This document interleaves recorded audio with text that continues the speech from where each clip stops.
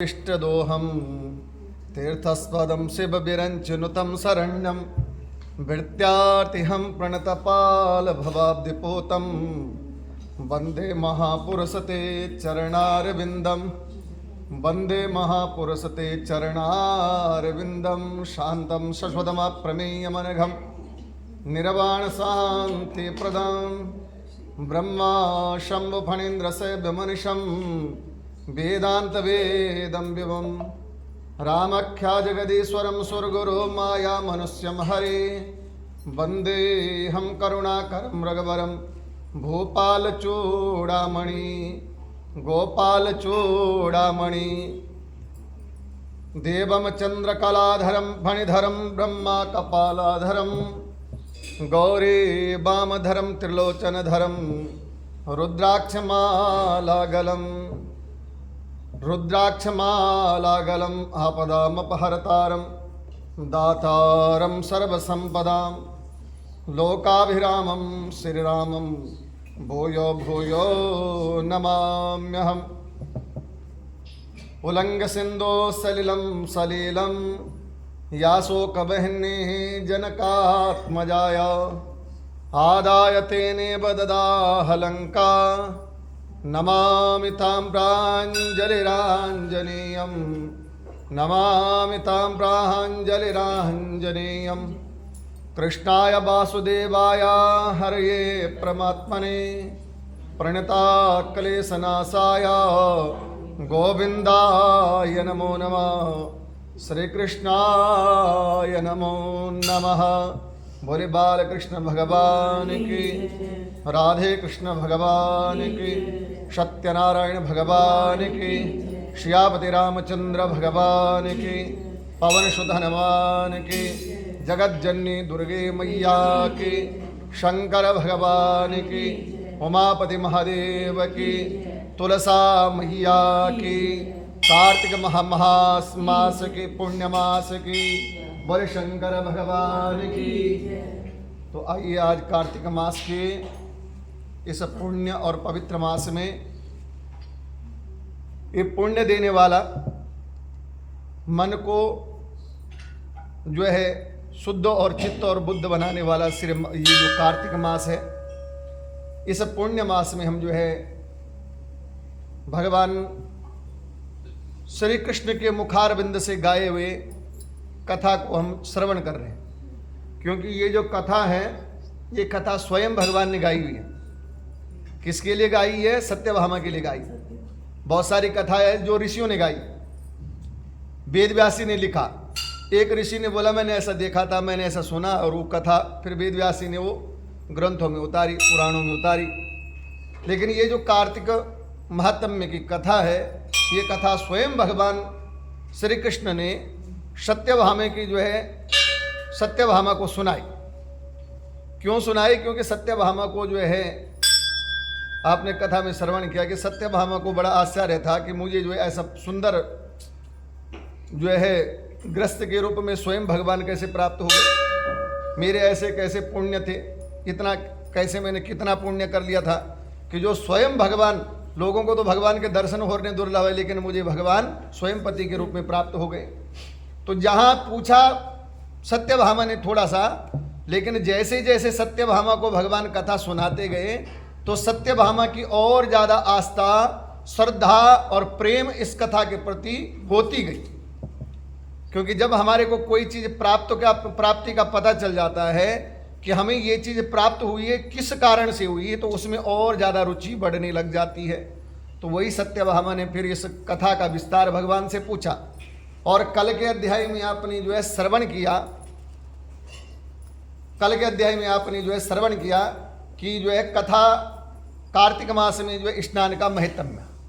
तो आज हम इस कथा में प्रवेश करें उससे पहले परमात्मा श्री आनंद कंद सच्चिदानंद भगवान सत्यनारायण मंदिर में स्थापित सभी देवी देवताओं के चरणों में वंदन और प्रणाम करते हुए आप सभी भक्तवती बहनों के हृदय में माँ राजराजेश्वरी को प्रणाम करते हुए पुनः इस कथा में आज जो है प्रवेश करते हैं। बोले सत्यनारायण भगवान की, यज्ञनारायण भगवान की जय।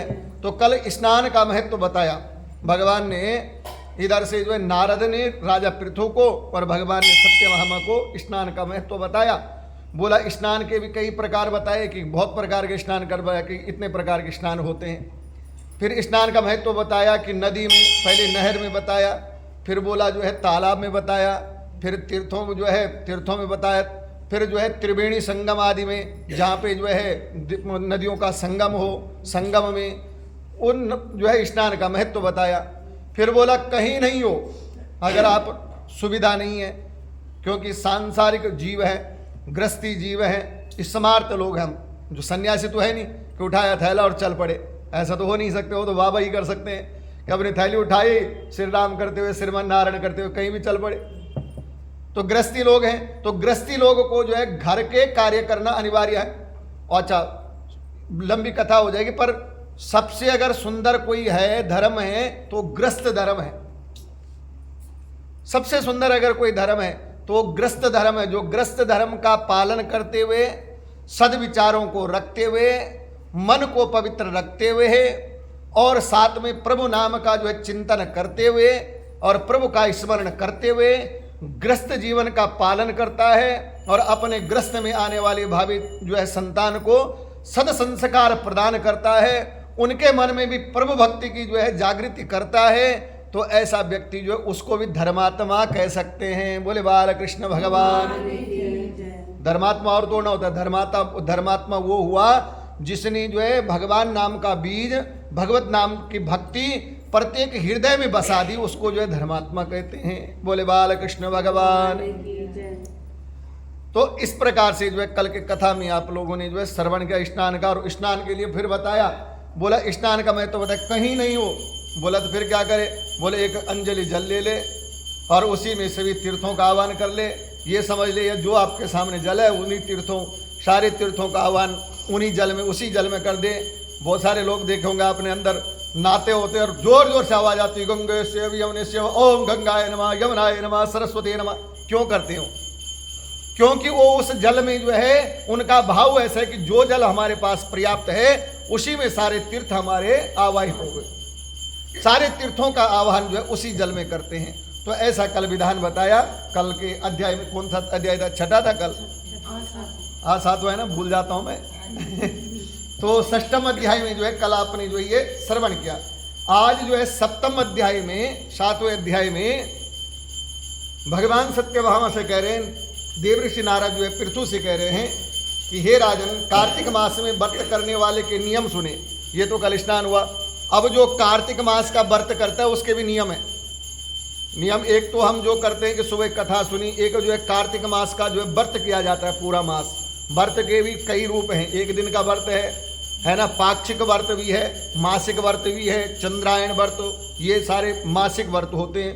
तो कार्तिक मास के व्रत के बारे में विधान पूछा।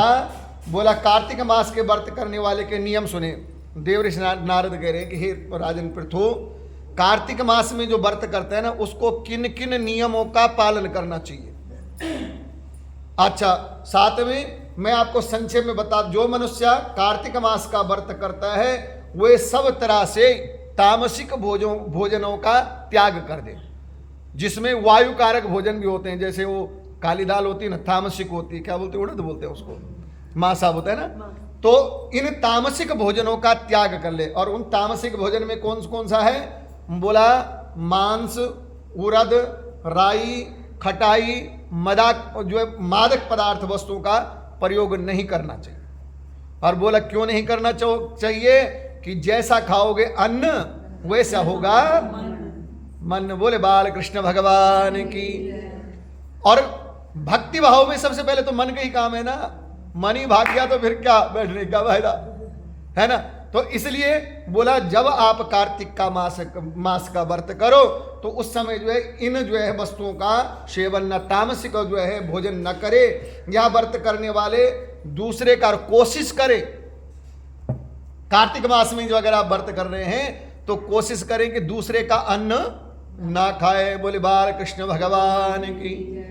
बहुत सारे नियम देखे होंगे, जब वो व्रत करते हैं ना तो व्रत करने वाले दूसरे का अन्न नहीं खाते, है ना। तो बोला दूसरे का जो है अन्न ग्रहण ना करे और किसी से, और सबसे बड़ी बात, किसी से द्वेष की भावना न रखे। जब हम व्रत कर रहे हैं, जब हम तीर्थ कर रहे हैं, तो मन में अगर हमारे द्वेष आ गया तो समझ लो हमारा व्रत निसफल हो गया।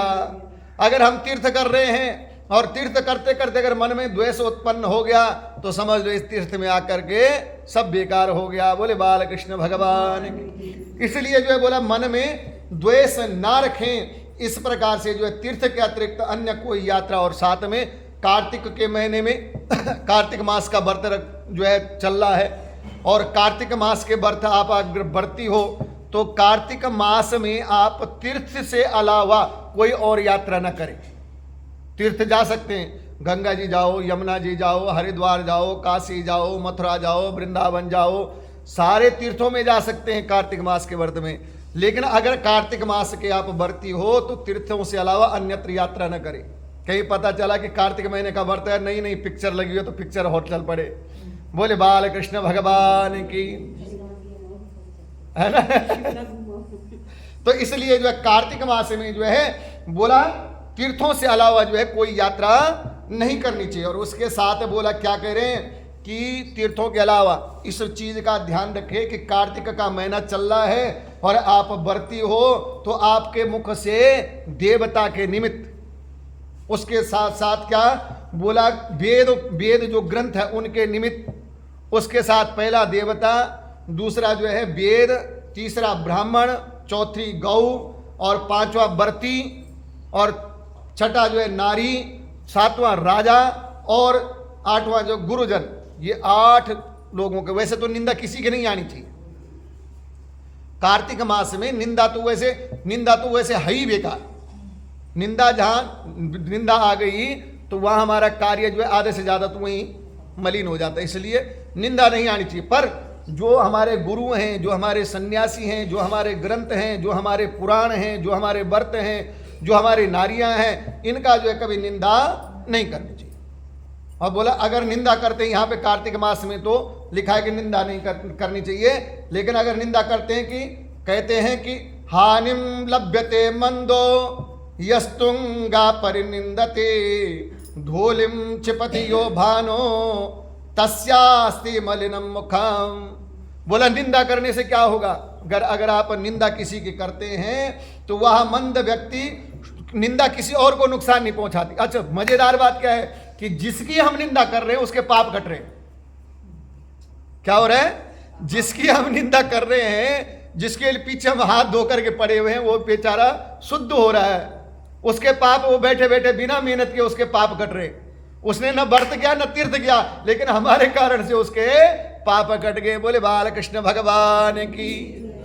तो इसका मतलब जो हमने पुण्य किया था, जो हमने व्रत किया था, जो हमने तीर्थ किया था, हमने अगर किसी की निंदा कर ली तो हमारे तीर्थ की वजह से, हमारे व्रत की वजह से उसके पाप कट जाएंगे। तो हमने अपने तीर्थ व्रत बेकार क्यों करने। इसलिए जो है बोला किसी की निंदा नहीं करनी। और साथ में क्या कह रहे कि हानिम लभ्यते मंदो यस्तुंगा परिनिंदते। बोला वह मंद व्यक्ति स्वयं को नुकसान पहुंचाता। मंद मतलब मूर्ख, समझ लो, सीधा खड़ी भाषा में बोल दे, गद्दी से बोल लो, लेकिन मूर्ख व्यक्ति कह सकते हैं कि जो दूसरों की निंदा कर रहा है वो ये समझे कि मैं दूसरे की निंदा नहीं कर रहा हूं, ये आज मैं अपने ऊपर अपना नुकसान कर रहा हूं। और साथ में बोला धूलिम क्षिपति यो भानो तस्यास्ति मलिनम मुखम। और जो महापुरुष, वेदों की, शास्त्रों की, महापुरुषों की, संतों की, गुरुओं की जो घोर निंदा करता है, कई बार आता है ना, अच्छा निंदा कई प्रकार की होती है। हम कथा तो सुना रहे हैं, लेकिन क्योंकि ये चोला तो निंदा कई प्रकार की भी हो सकती है। कई बार आप टीवी लगा लो, उदाहरण के तौर पर आप कथा के शौकीन हैं, कथा के आप कथा में जो है आनंद आता है आपको, तो आप कथा के शौकीन है। तो आजकल साधन क्या है, दूर दूर कथा में जाने जो है नहीं टाइम लगता है तो घर में टीवी खोलो, यूट्यूब में सारी कथाएं आती है।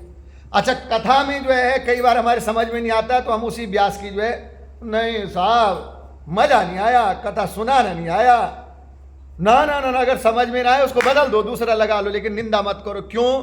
क्योंकि वो गुरुमुखी हैं, वो कथा श्रवण करवा रहे किसी भी रूप में। अच्छा, दूसरी बात कि निंदा क्यों करो, कई बार किसी के कर्म से, किसी के चरित्र से हम निंदा करने लग जाते हैं। क्यों उनके जो है निंदा करो?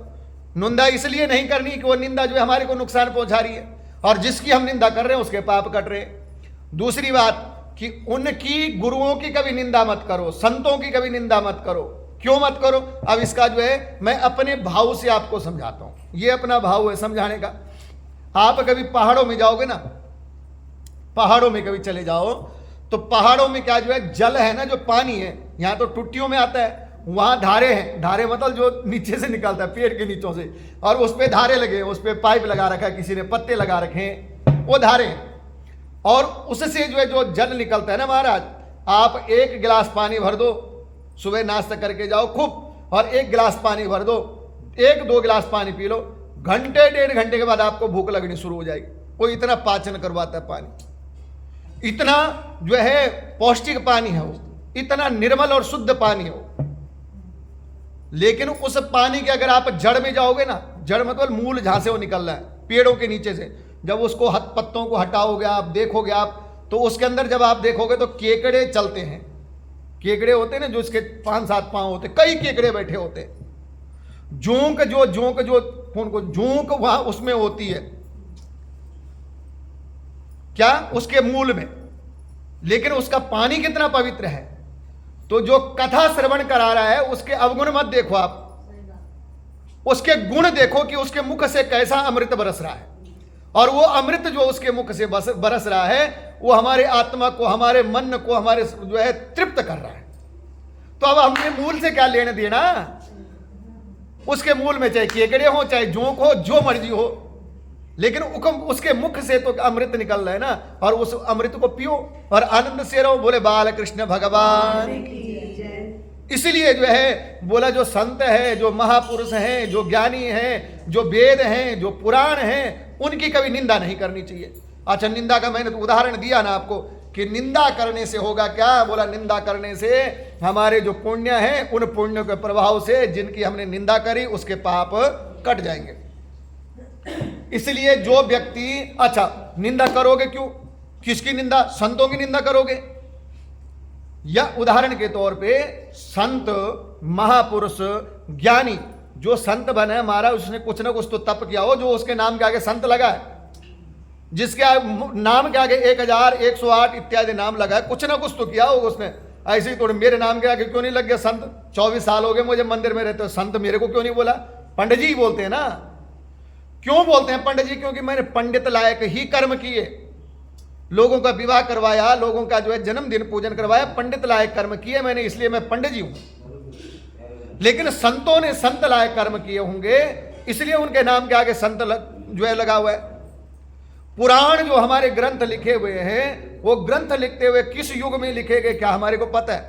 नहीं पता। उसको कब लिखे गए, कैसे लिखे गए, ग्रंथों का, वेदों का। अब हम उनकी निंदा करो तो उसकी निंदा में तो यहां पे तो उदाहरण में कह रहे हैं। बोला आप कभी एक मिट्टी होती ना, ऐसा मिट्टी पकड़ो और सूर्य को बोलो, जेठ के महीने में सूर्य को बोलोगे आज बहुत गर्मी दे रहा है, तू मिट्टी उठाओ तो और मेरे तेरे मुंह पे डालता हूं, सूर्य के मुंह पे, और तुझे ढक देता हूं, तो ढक जाएगा सूर्य मिट्टी से। वो जो मिट्टी आप सूर्य की तरफ फेंकोगे, वो मिट्टी आपके मुख पे ऐसी गिरेगी कि आंख, नाक, कान सब बंद हो जाएंगे। बोले बाल कृष्ण भगवान। इसलिए संतों की निंदा करोगे, वेदों की निंदा करोगे, पुराणों की निंदा करोगे, तो वो निंदा तो ऐसी हमारे मुख पे चिपकेगी कि हम अपनी निंदा को, फिर हमारी निंदा दुनिया करने लग जाएगी। बोले बाल कृष्ण भगवान। तो इसलिए जो है निंदा कभी जो है, कार्तिक महत्म में लिखा हुआ है कि कार्तिक महत्म में निंदा जो है, निंदा तो कभी नहीं करनी चाहिए, और द्वेष की भावना नहीं रखनी चाहिए। अब मैंने पहले एक दिन कथा में बताया था आपको कि इंसान को जब सम हो जाए, सम मतलब उसको कोई चीज ज्यादा फर्क न डाले। अब कोई चीज कैसे, चलते चलते कोई आए आपके पास कि दीदी दीदी दीदी तेरे लिए आज वो ऐसी बोल रही थी, और दीदी भड़क गई, दूसरे दिन लड़ाई के लिए चल पड़ी। या कोई आ जाए कि दीदी दीदी तेरी आज वो प्रशंसा कर रही थी, और दीदी बिल्कुल मेरी तो प्रशंसा हो रही है। जब बुराई आपको जो है फर्क न डाले कि मेरी कोई बुराई कर रहा, कोई बात नहीं, करने दो, आनंद से रहने दे। और जब कोई आपकी अच्छाई कर रहा है तो आपको प्रफुल्लित ना हो, आपको लगे कि ठीक है कर रहा है तो ठीक है। जब आप सम हो जाओ तो तब आप समझना कि ठाकुर जी हमारे ऊपर कृपा कर रहे हैं, अब थोड़ा थोड़ा मैं उस मार्ग पे चलने लग चुका हूं। अब ठाकुर जी कृपा कर रहे हैं तो भक्ति महारानी कहीं मेरे आसपास मेरे हृदय में आने की चेष्टा कर रही है। तो तब जाकर के, इसलिए जो है समदर्शी हो जाना चाहिए इंसान को, ना हमारे को कोई हानि परेशानी करे, ना हमारे को लाभ तक जो है उत्साहित करे, ना हमारे को यश उत्साहित करे, ना हमारे को अपयश परेशान करे। इसलिए समदर्शी होना चाहिए। उसको कहते हैं, और जब समदर्शी हो जाओगे तो द्वेष की भावना कभी आएगी नहीं, क्योंकि क्रोध ही नहीं आएगा, द्वेषी नहीं होगा, क्योंकि वो तो समदर्शी हो चुका है। उसके लिए कोई कितना कमा रहा है कमाने दो, कोई कितना नहीं कमा रहा नहीं रहने दो। वो तो भगवत भक्ति में लगा हुआ। और एक ही भाव रखना चाहिए कि प्रभु तू जो दे रहा है वो आनंद में हूं, और तू जितना देगा उसमें मैं आनंद में रहूंगा। इस भाव से जो है बोला। अब ये कार्तिक मेहता में बोला दोष की द्वेष की भावना नहीं रखनी चाहिए, पहला। और दूसरा बताया कि कार्तिक का मास जो है व्रती है उनको जो है किसी की निंदा नहीं करनी चाहिए। क्यों नहीं करनी चाहिए? बोला ये जो मनुष्य जन्म है ना, बड़ी मुश्किल से तो ये मनुष्य जन्म की प्राप्ति हुई है महाराज। न जाने कितने पुण्य कहीं एकाग्र जो है इकट्ठे हुए, न जाने कब कब के जो है कितने जन्मों के पुण्य इकट्ठे हुए। अच्छा, पुण्य भी कैसे इकट्ठे होते हैं? आपने कभी बारिश का पानी देखा है? जब जल गिरता है ना ऊपर से, जब जल गिरता है तो हर जगह तालाब तोड़ न बनाता है जल। भाई तालाब कोई ऐसी जगह है जहां भीम ताल पता नहीं कितने ताल है, तो वो ताल सारे क्यों नहीं बन गए? इतना पानी तो सारी सृष्टि में एक साथ गिरा, लेकिन ताल तो कहीं पे बना। तो वैसी जो है ये मनुष्य जन्म भी जो है बड़ी मुश्किल से और बड़े भाग्यों के बाद जो है बड़े जन्मों के बाद मिलता है। इसलिए ऐसा जन्म प्राप्त करके बोला इसको व्यर्थ नहीं गंवाना चाहिए। इस जन्म का जो प्रमुखता लक्ष्य है वो परमात्मा की प्राप्ति है, और कोई लक्ष्य नहीं है। और तो उस लक्ष्य, उस रास्ते में, लक्ष्य मतलब जहां हमने पहुंचना है उस रास्ते में जहां प्याऊ लगाना है वहां प्याऊ लगा रहे हैं, जहां कुआं लगाना है क्यों कुआं लगा रहे हैं, जहां अन्न उगाना है वहां अन्न उगा रहे हैं। वो तो संसार के हम कर्म कर रहे हैं, संसार के कर्म कर रहे हैं। जो हमारे ग्रस्त जीवन है, बाल हैं, बच्चे हैं, ब्याणे हैं, बच्चों की शादी करनी है, ग्रस्त को पालना है, नौकरी करनी है, ये तो हमारे रास्ते में चलते हुए जो छोटे मोटे काम है। मेन काम तो हमारा जो इस संसार में आकर के परमात्मा की प्राप्ति है। अगर हमने उसकी प्राप्ति की ओर अगर जो है रास्ता पांव नहीं बढ़ाया, मन को नहीं बढ़ाया, तो फिर मनुष्य जन्म बेकार। एक छठी सातवीं में एक कविता आती थी, कभी कभार ना ऐसी कविता जो है बड़े होकर के अब याद काम आती है। तब सोचा, तब तो याद करने के लिए गुरुजी मारते थे, याद करो, तब याद ही नहीं करते थे। लेकिन अब वो जब याद करी तो आज के टाइम पे वो जो है काम आती। बोला ऐसा न विद्या न तपो निधानम, ज्ञानम न शीलम न गुणो न धर्म, तैमर्त्य लोके न भूभार भूता, मानुष्य रूपेण मृगा चरंती। बोला जिसके अंदर तप न हो, ज्ञान न हो, गुण न हो, शील न हो, विनय न हो, बोला वो क्या है?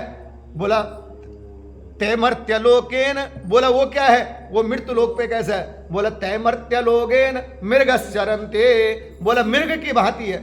जो मृग जो है उसके अंदर कस्तूरी है, लेकिन ऐसी विचरण कर रहा है, पेड़ों को खा रहा है। एक मृग वो जो है जा करके पहाड़ के ऊपर से कस्तूरी की ढूंढ में सूंघ करके वहीं मर जाता है। तो इसलिए इंसान को जब हमारे को मनुष्य चोला मिला है तो हमने गृहस्थ जीवन का पालन भी करना है, बच्चों को सुंदर संस्कार भी देने हैं, बच्चों का पालन भी करना है, बच्चों के धन की व्यवस्था भी करनी है। परंतु उसके साथ साथ मनुष्य उसको कहो कि जो ये गृहस्थ धर्म का पालन करते हुए अपने अंदर जो है ज्ञान, शील, गुण, धर्म रखते हुए मन में, हृदय पटल में जो है हमेशा परमात्मा का जो चिंतन करते रहे, उसको मनुष्य कहते हैं। बोले बाल कृष्ण भगवान। और साथ में क्या कह रहे हैं? कार्तिक मास की कथा के बाद बोला क्यों नहीं कर रहा, जो एक निंदा क्यों नहीं करनी? बोला आयुषा क्षण एकोपी सर्वरत्ने न लभ्यते, नियते चादृशा ये ना प्रमादासो सुमहान हो।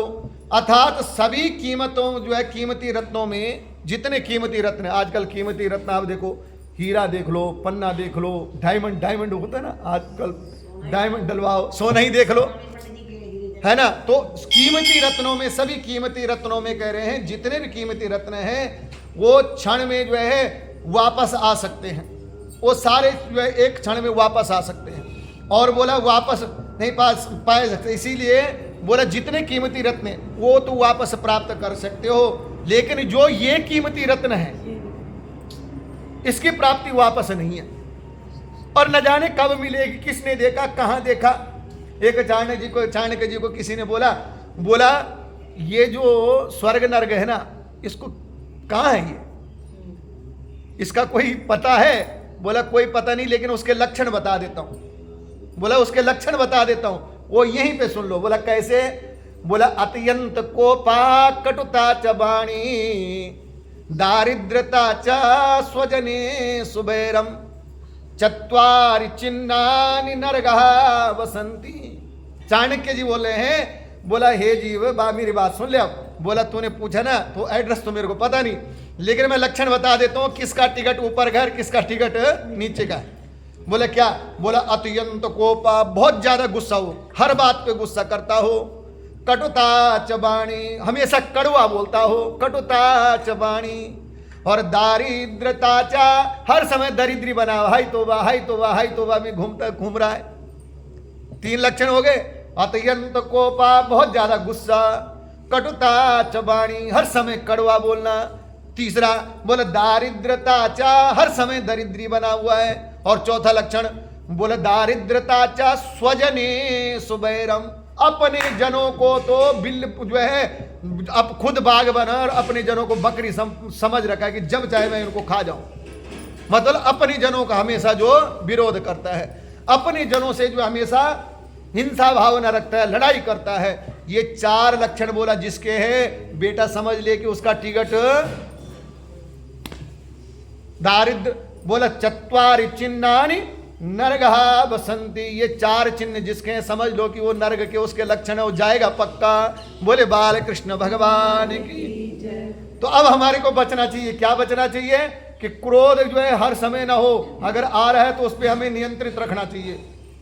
दूसरा कटुता च वाणी, कड़वा मुख से कभी ना निकले। अगर मतलब दिन 24 घड़ी में जो है 24 घंटे में ये कोशिश हमेशा स्मरण शक्ति में रखना है कि मेरे मुख से कहीं कड़वा तो नहीं निकल रहा है, अगर निकल रहा है तो मैं इसको कैसे बचा जा सकता हूं। और दारिद्रता चा, जितना है उसमें प्रसन्न रहना चाहिए, दरिद्री नहीं बनना चाहिए। जितना प्राप्त हुआ है उसमें आनंद से रहो।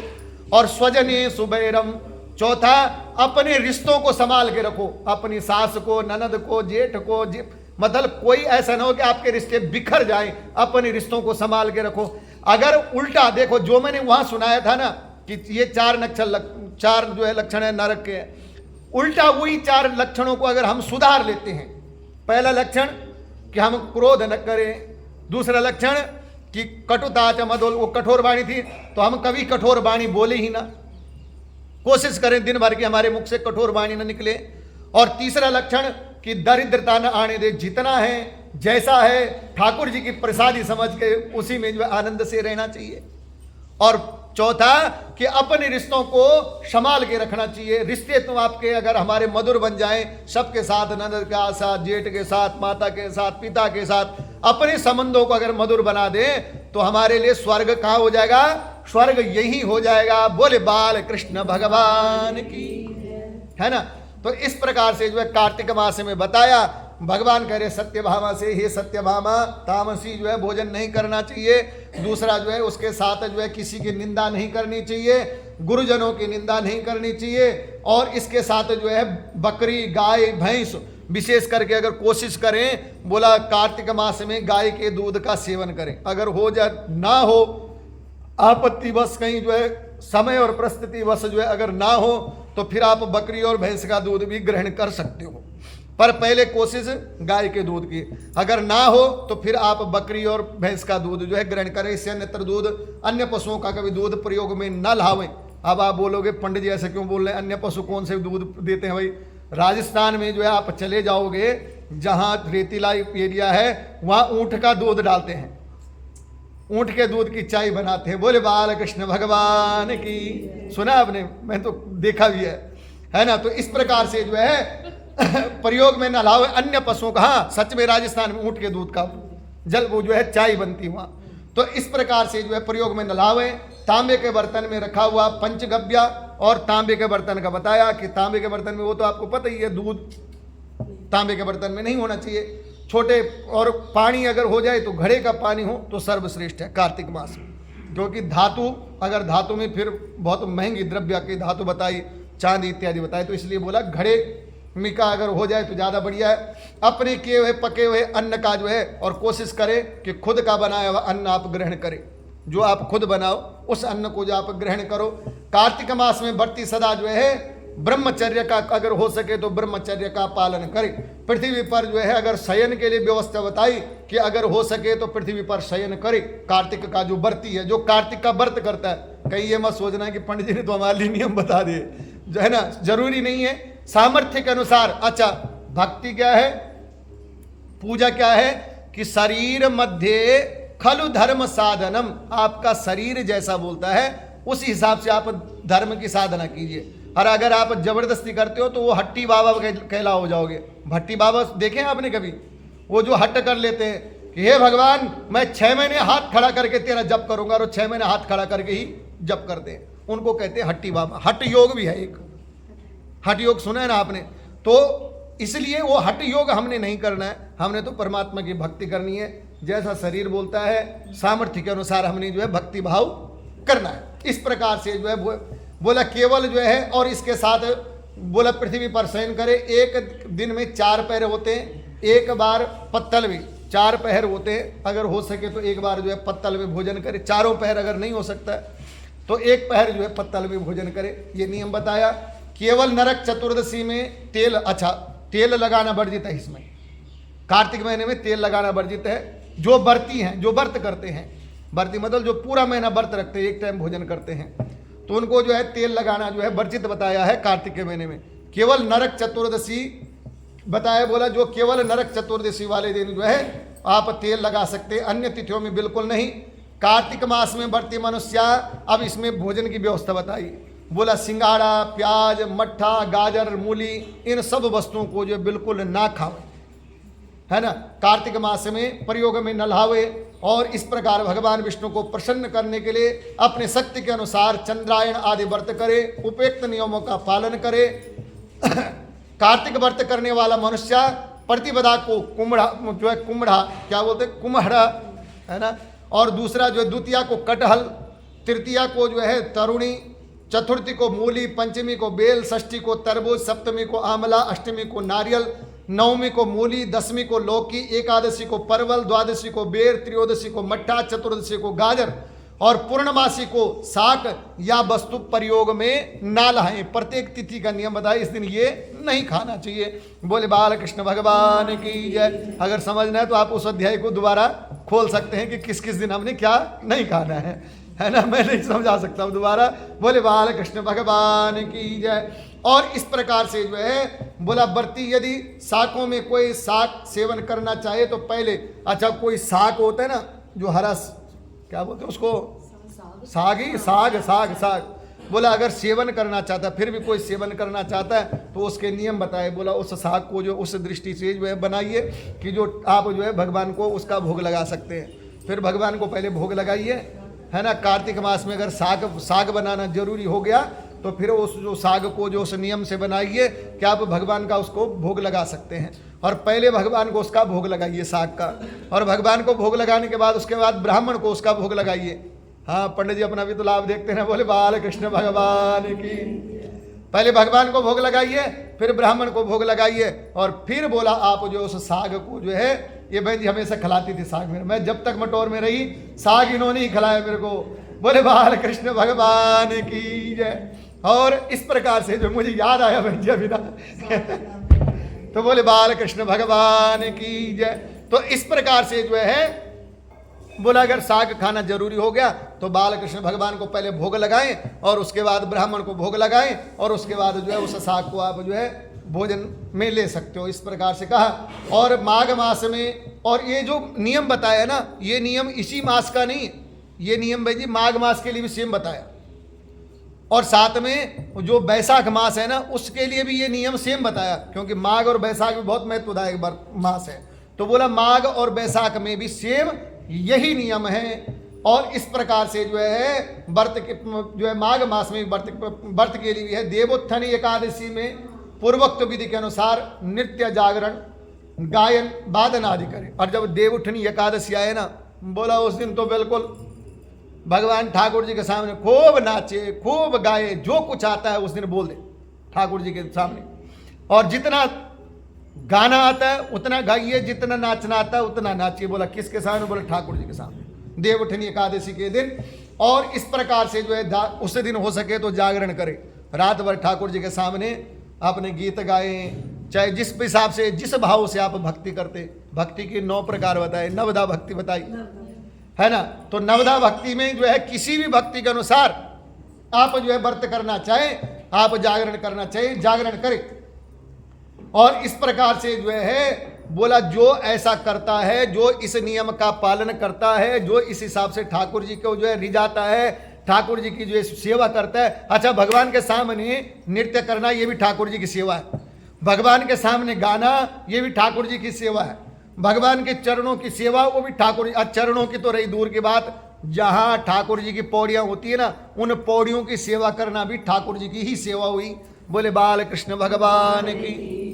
तो इस प्रकार से जो है जिस अनुसार आप जो है भक्ति कर सकते हैं, जिस भाव से आप जागृत रह सकते हैं रात भर, उस हिसाब से आप जो है जागरण करें। ये भी जो है विधान, इसको विधिवत करने से मनुष्य अगर कोई ऐसा करता है, बोला उसके नेड़े देड़े जो है कोई यमदूत नहीं आता। वो अजामिल वाली कथा सुनी है ना आपने, अजामिल वाली कथा। एक ब्राह्मण था, क्या टाइम हो रहा है? अभी है टाइम ना, टाइम है आपके पास, घड़ी मत देखो, मैंने देख लिया। बोले बाल कृष्ण भगवान की। तो एक अजामिल वाली कथा, भागवत तो आप लोग सब सुनते। अजामिल ब्राह्मण, वेदों को जानने वाला, पुराणों को जानने वाला, सत्संग करने वाला, कीर्तन करने वाला, ऐसा अजामिल नाम का ब्राह्मण। और इसीलिए कहा गया, बोला संगति ऐसा करो जो संगति आपका उद्धार कर दे। और संगति इंसान को जीवन का चरित्र बनाती भी है, और संगति इंसान के जीवन के चरित्र को बिगाड़ती भी है। अजामिल नाम का ब्राह्मण सब कुछ करता था, लेकिन एक दिन जंगल में गया और लकड़ियां समिधाओं के लिए उठा रहा था, तो एक वैश्य को देख लिया। धीरे धीरे ऐसा हो गया कि उसी के साथ विवाह कर दिया। अब हुआ ऐसा कि वो तो ऐसी नास्तिक, अजामिल भी धीरे धीरे अपने संध्या गायत्री छोड़ दिया, जो पाठ पूजा था वो छोड़ दिया। स्थिति ये आ गई महाराज की अब तो ब्राह्मणों से, जो स्वयं ब्राह्मण था वो ब्राह्मणों से चिढ़ने लग गया। जो स्वयं भगवान का पूजन, संतों का पूजन करता था, अब वो संतों को देखना नहीं चाहता, वो अजामिल नाम का ब्राह्मण। तो बहुत समय बीता। एक बार जो है वहां उस गांव से कुछ संत जा रहे थे। तो संतों को जो है पूछा, भाई कहीं यात्रा के लिए जा रहे होंगे, पहले तो पैदल मार्ग था, यात्रा के लिए जा रहे थे। तो उन संतों ने गांव में किसी को पूछ लिया, बालकों को, कि ये बताओ कि ऐसा घर कौन सा इस गांव में जिसके हम एक रात्रि जो है जिसके घर में विश्राम कर सके। अच्छा, बालक जो है शरारती होते हैं, जो बच्चे होते हैं ना, आपने गाँव के बच्चे देखे होंगे, कई बार अब तो कम रह गया, लेकिन पहले गाँव में बच्चे बड़े शरारत करते थे। वो बालकों को जब पूछा कि ऐसा कौन सा घर है, तो वो शरारती बच्चों ने क्या करा कि अजामिल के घर भेज दिया, ताकि वो तुरंत भगा दे। उनके मन में तो यही था ना। तो अब जो है अजामिल के घर में संत पहुंचे, अजामिल के घर में। वहां जब दरवाजे आवाज लगाई, बोला कौन है भाई? बोला संत है। बोला महाराज कृपा करो, जहां से आए हो उसी हिसाब से आप चले जाओ। बोले बाल कृष्ण भगवान की। लेकिन संतों ने बोला, हे पगले तो सुन तो ले, हम केवल एक रात्रि के लिए विश्राम चाहते हैं। बोला एक रात्रि मुझे पता है संतों का, ये मत बोलो, मैं स्वयं ब्राह्मण हूं, मैं ब्रह्मवृत्ति कर चुका हूं, संतों का तो मुझे अच्छी तरह से पता। बोले क्या पता तुझे? बोला संत रुकेंगे, उसके बाद बोलेंगे कि जो है रात्रि विश्राम के लिए व्यवस्था बनाओ, वो भी मैं बना दूंगा। लेकिन सुबह जब जाएंगे तो बोलेंगे कि तेरे घर में संत आए हैं, इन संतों को वस्त्र दे, इन संतों को दक्षिणा दे। बोला इसलिए सब जानता हूं मैं, इसलिए रात्रि विश्राम के लिए जगह हम नहीं देंगे। जब जगह नहीं देंगे ना, तो संतों ने बोला चल ठीक है, ऐसा कर, तू यही डर है ना तेरे अंदर कि सुबह कुछ मांगेंगे, नहीं मांगेंगे, चिंता मत कर, बस एक रात विश्राम के लिए जगह दे दे। रात को संत ठहरे, रुके, सुबह स्नान ध्यान किया, अजामिल के घर से जब जाने लग गए तो जोर से आवाज मारी, बोला अजामिल, बोला हाँ, बोला हम कुछ दक्षिणा के रूप में तेरे से कुछ लेना चाहते हैं। बोले बाल कृष्ण भगवान की। बोला मैंने बोला था ना, आ गई वही कहानी, मैं रात को पहले बोला था जाते हुए दक्षिणा मांगोगे, वही कहानी आ गई फिर। अरे बोले पहले सुन तो ले, हम मांगना क्या चाह रहे हैं। बोले पहले वो तो सुन ले। बोले कहो। बोला हम ये चाह रहे हैं कि मुझे लगता है कि तेरे घर में संतान होने वाली है। वो संत बोले कि हमें ऐसा लगता है कि तेरे घर में संतान होने वाली है। बोला हाँ आगे बोलो, क्योंकि वो तो उसके अंदर तो डर था ये कहीं दक्षिणा ना मांग ले, कोई डबल ना हो जाए दक्षिणा, कहीं एक दक्षिणा रुकने की एक दक्षिणा संतान की, कहीं डबल ना हो जाए। तो बोला हाँ बोलो।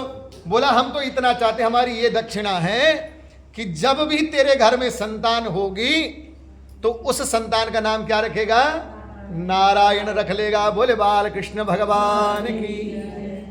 और उसने बोला जान बची तो लाखों पाए, ठीक है महाराज आप चलो, है ना। तो संतों को भेजा, समय बीता, उसके घर में संतान हुई। बुद्धि ज्यादा लगानी नहीं थी क्योंकि ब्रह्मवृत्ति। अच्छा बुद्धि कौन न लगाए, जिसके अंदर भक्ति नहीं हो बुद्धि नहीं लगाएगा, जिसके अंदर भाव नहीं हो बुद्धि नहीं लगाएगा, जिसके अंदर प्रेम नहीं हो बुद्धि नहीं लगाएगा। बुद्धि लगाने के लिए भाव चाहिए ना, बुद्धि लगाने के लिए भक्ति चाहिए, बुद्धि लगाने के लिए प्रेम चाहिए, उसके अंदर तो सब खत्म हो गया था। तो लास्ट में जब उसकी जो है कथा लंबी नहीं ले जाते हैं, लास्ट में जब समय बीता, अजामिल को जब खींचने के लिए ले जाने के लिए यमदूत आए, उन्होंने जब उसके जो है प्राण चक्षु जो है खींचने चाहे तो डर गया, कांप गया, और वो जो है आवाज लगाता है हे नारायण, हे नारायण बचा ले नारायण, हे नारायण। नारायण नारायण जैसी करा वैसी भगवान विष्णु के जो है बारखत भगवान विष्णु के दूत पीतांबर रूप जैसे स्वयं भगवान विष्णु उतर गए हो, विमान में आकर के उतर गए और जोर से फटकार लगाई यमदूतों को, बोला भागो यहां से। बोले बाल कृष्ण भगवान की। यमदूतों ने कहा, बोला कौन? बोला भगवान के जो है बारखत है भगवान के दूत हैं, इसको क्यों ले जा रहे हो? यमदूतों ने कहा महाराज ये तो पापी है, ये तो दुराचारी है, पापाचारी है, जो है अत्याचारी है, इसने पुण्य कहाँ की, इसने तो अपने पुण्य सारे छीन कर दिए, इसका तो बनता है नरक में जाने का। बोला ये जो है पापाचारी कैसा हो गया भाई, इसने पाप क्या कर दिए भाई, इससे पुण्य क्या होगा? अंतिम समय में ये मुख से नारायण नारायण पुकार रहे हैं। तो यमदूत हंसने लगे, बोले महाराज आप गलत फहमी में हो। बोला क्यों?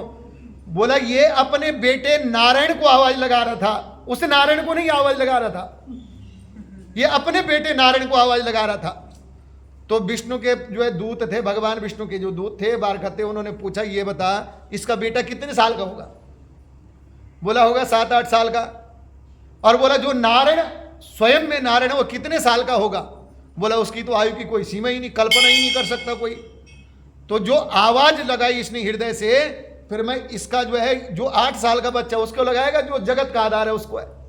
तो बोलने का भाव कि अंतिम समय में केवल नारायण बोलने से अजामिल तर गया, उसको जो है मुक्त हो गया। तो भगवत नाम में इतनी शक्ति है। बोले बाल कृष्ण भगवान। तो इस प्रकार से जो है यहां पर भी कह रहे हैं, भगवान कह रहे हैं सत्यभामा से, नारद कह रहे हैं पृथु से कि हे पृथु, बोला इस प्रकार से जो भगवत नाम का जो चिंतन करता है, भजन करता है, सुमिरन करता है, स्मरण करता है, वो जो है फिर उसके जो है जीवन में जब तक उसका जीवन है तब तक उसको रोग शोक नहीं सताएगा। और जब वो जीवन मुक्त हो जाएगा तो सीधा वो गोलोक की प्राप्ति उसको हो जाएगी। तो इस प्रकार से जो है जैसे सिंह की गर्जना से, बोला कैसे? बोला जैसे सिंह की गर्जना से जो है जंगल में सभी अन्य वनचर जीव भाग जाते हैं, वैसे ही भगवत नाम से सारे पाप और ताप समाप्त हो जाते हैं। और यह कार्तिक मास सभी व्रतों में श्रेष्ठ है। कार्तिक मास के बारे में बताया कि सभी व्रतों में यह कार्तिक मास श्रेष्ठ है। इसके अतिरिक्त जिसने भी व्रत है, इससे अन्यत्र जितने व्रत हैं, चाहे सोमवार के हैं, कोई भी व्रत है, किसी व्रत का नाम नहीं, मतलब कोई भी व्रत, हजारों व्रत करने का जितना फल है उतना 1 मास कार्तिक व्रत करने का फल उतना ही है। बोले बाल कृष्ण भगवान की। नियम से इस व्रत का पालन करे। और किंतु कार्तिक मास में व्रत करने वाला प्राणी सीधा वैकुंठ जाता है। जिस प्रकार राजा की रक्षा करने से उसके अंग रक्षक जो है रक्षा करते हैं, बोला जो कार्तिक मास का व्रत करता है ना वो सीधा वैकुंठ को जाता है।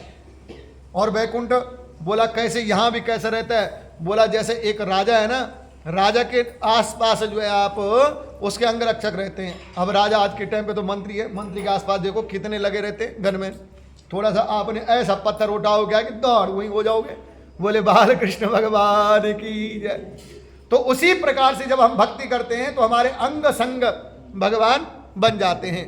भगवान देवराज इंद्र को आदेश देते हैं कि इसके मन में प्रेम है, इसके मन में भाव है, इसके मन में श्रद्धा है, इसके मन में जो है भक्ति है, तो हे देवराज इंद्र तो इसकी रक्षा करना, हे देवताओं तुम इसकी रक्षा करना। इस प्रकार से जो भक्ति भाव रखना चाहिए। और जहां वहीं पर जो है बोला इस प्रकार से जो इंद्र आदि देवता उसकी रक्षा करते हैं। कार्तिक मास से व्रत करने वाला मनुष्य जहां कहीं भी रहता है वहीं पर उसकी पूजा होती है, उसको यश मिलता है। उस स्थान पर जहां वह रहता है भूत प्रेत पिशाच, कार्तिक मास व्रत करने वाला, देखो कितनी ताकत है इसमें कि कार्तिक मास का जिसने ढंग से प्रेम से भाव से जिसने व्रत किया हो वो ऐसे स्थान पे चला जाएगा जहां भूत प्रेत रहता है, तो वहां से भूत प्रेत भी भाग जाएगा उसके डर से, क्योंकि उसने कार्तिक मास का व्रत बड़े प्रेम से किया हुआ है। और इस प्रकार से जो है पुण्य श्रवण श्री ब्रह्मा जी भी नहीं जो है इस प्रकार से जो है वहां सब भाग जाते हैं। और संपूर्ण पापों का नाश करने वाला यह कार्तिक मास का व्रत है।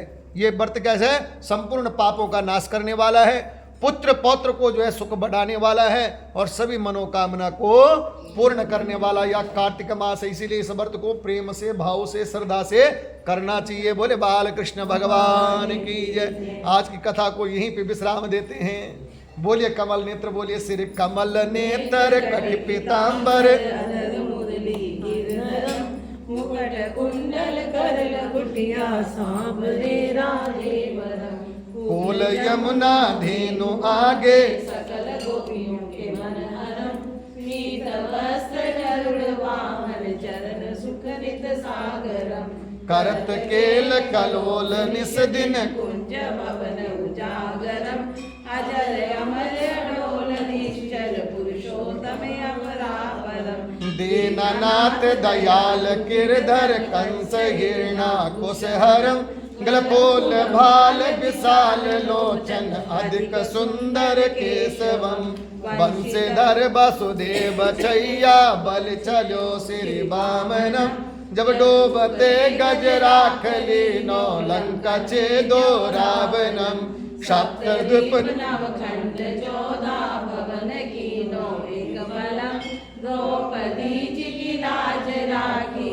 कहाँ लो उपमा करम दीननाथ दयालु पूरन करुणा में करुणा करम कविदत्त दास विलास निस दिन नाम जप नित नागरम प्रथम गुरु जी के चरण बंदो यस्य ज्ञान प्रकाशितम आदि विष्णु जुगादि ब्रह्मा सेविते शिव शंकरम श्री कृष्ण केशव कृष्ण यदुपति केशवम श्री राम रघुवर राम रघुवर राम रघुवर राम श्री राम कृष्ण गोविंद माधव वासुदेव हरि वामनम मत्स्य कच वाराणसिंगा पाहि रघुपति पावनम मथुरा में केशव राय विराजे मुकुल बाल मुकुंद जी श्री वृंदावन में मदन मोहन गोपीनाथ गोविंद जी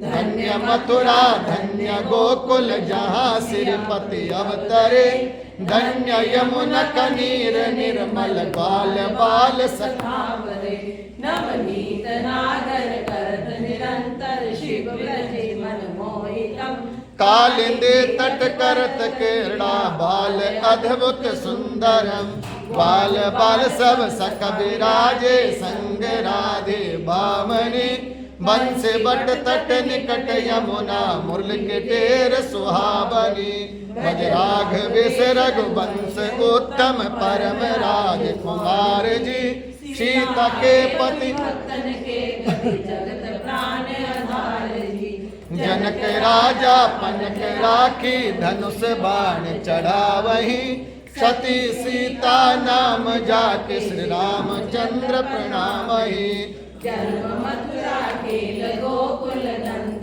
के हरि नंदनम बाल लीला पतित पावन देव के वसुदेवकम। श्री कृष्ण कलिमल हरण जाके जो भजे हरि चरण को, भक्ति अपनी देव माधव भवसागर के तरण को। जगन्नाथ जगदीश स्वामी श्री बद्रीनाथ विशंबरम, द्वारिका के नाथ सिरपति केशवम प्रणमाम्यः। श्री कृष्ण अष्टपद पढ़त दिन विष्णु लोक सगर्जतम, श्री रामानंद अवतार स्वामी कविदत्त दास समाप्तम। कविदत्त दास समाप्तकम। श्री कूल यमुना धेनु आगे, जल में बैठे प्रभु जी आन के। नाग नागिन दोनों बैठे, श्री शक्ति पहुँचे आन के। नागिन कहती सुन बालक जाओ यहाँ से भाग के, तेरी सूरत देख मन उपजी, नाग मरेगा जाग के। किसका बालक पुत्र कहिए, कौन तुम्हारो ग्राम है। किसके घर तो जन्म रे बालक, क्या तुम्हारा नाम है। वासुदेव जी का पुत्र कहिए, गोकुल हमारा ग्राम है। श्री माता देव की जन्मिया मैनो, श्री कृष्ण हमारा नाम है। ले रे बालक हाथ दे कंगन, कान दे कुंडल सवला काके। इतना द्रव्य ले जाए बालक दिया नगा कुल चोरियां, क्या करा तेरे हाथ दे कंगन, कान दे कुंडल सवला काके। श्रीमती यशोदा दही पिलोवे,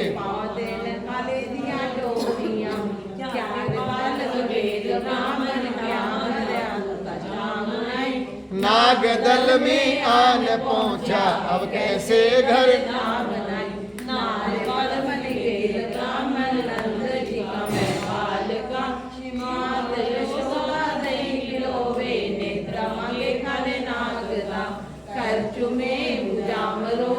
नागिन नाग जगाइया, उठ रे उठ उठ रे उठ मंडलिक राजा, इंद्र बाकु घर जाइया। बाके मुकुट पर झपट के ने, श्री कृष्ण जी मुकुट बचाइया। भुजा का बल स्वामी खेच लिया, भुजा का बल प्रभु हरण किया। हाथ जोड़ नागिनिया कहती, उन बल पिय जे कहाँ गया। बांसुरी से काली नाग नथिया, फन फन फूल फूल मथुरा की नगरी, देव की मंगल गाया। भगत हेतु जन्म लेकर लंका में रावण मारिया। काली प्रहलाद नाग नथिया, मथुरा में कंस पछारिया। सप्त द्वीप नव खंड 14 सब तेरा है पसारिया। सूरदास जो त्रयस गाव, त्रिचरण तो बलिहारिया। त्रिचरण तो बलिहारिया। बोले बाल कृष्ण भगवान की, राधे कृष्ण भगवान की जय। आइए आरती के लिए चलिए। आरती। हरे हम महा, उठिए भाई। हरे हम महायम चंद्रमा। आराम से आराम से, पाँव से निकल लो। हरे हम महायम चंद्रमा मनसो जात चक्षुः, सूर्यो अजायतः श्रोत्राद्वायुष्य प्राणस्य, मुखादग्निरजायतः। ओम चंद्रमा मनसो जात चक्षुः, सूर्यो अजायतः श्रोत्राद्वायुष्य प्राणस्य, मुखादग्निरजायतः। ओम जय जगदीश हरे, स्वामी जय दीननाथ हरे। भक्त जनों के संकट, दास जनों के अवगुण दूर करे। ओम जय जगदीश हरे।